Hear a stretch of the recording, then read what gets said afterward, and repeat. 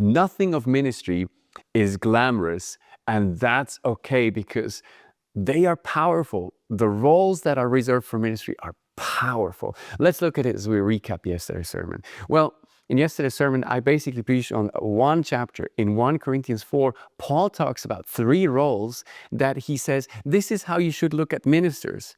Ministers, that's you and me, that's everybody who follows Jesus. We're all called to serve and to help and to propel other people forward. But the roles that he then mentions, or the pictures that he uses for ministers, they're all not glamorous. They're hidden, they're suffering, and they're about other people. But that's powerful, and that's actually the wonderful thing. So let's look at them. Number 1 is the under rower. The term in 1 Corinthians 4, verse 1 is, this is how one should regard us as servants of Christ and stewards of the mysteries of God.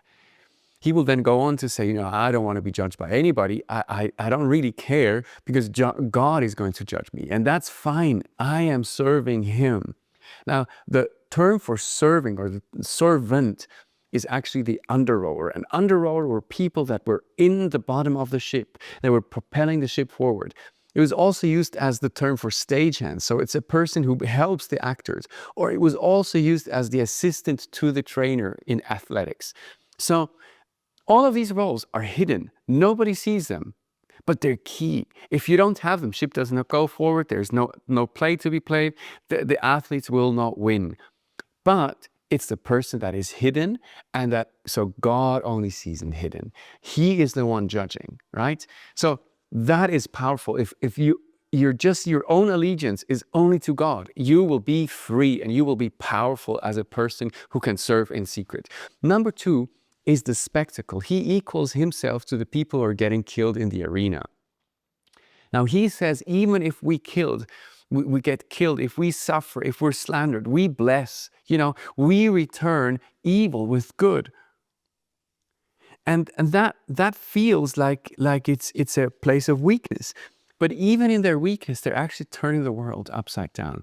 Christians historically, in their suffering, have turned the world upside down. And just recent events with the news have showed me that this is true even today. People are turning in masses to Christ because of the recent killings or sufferings of Christians, and how they have suffered and how their message actually gets even amplified by suffering.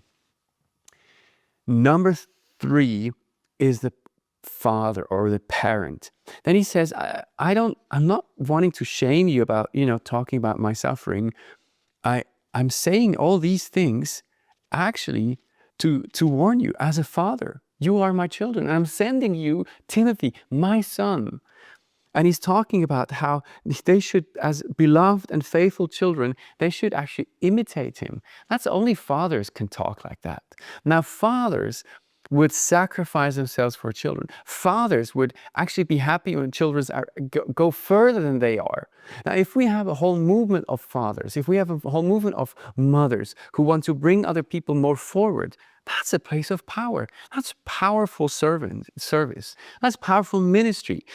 If we Christians can be people who can serve in the hidden, if we can suffer and even then keep our dignity because we're unbreakable and we bless when we are reviled, we can turn evil to good. If we're people who are about other people, if we're fathers in nature, mothers in nature, we will turn this world upside down. Shameless plug at the end. This coming Sunday, we are not at church in Bananenreiferei. We are going to meet on the center of the city in a place called C3 which is just at Bellevue at 3 o'clock. There's going to be a massive open air and a fantastic time to see people being baptized, hearing testimonies, and the gospel being preached. You should come. I urge you. This is not the time to just hide away. If we Christians are real about our faith, we need to be public as well. All right? See you there. God bless. Bye-bye.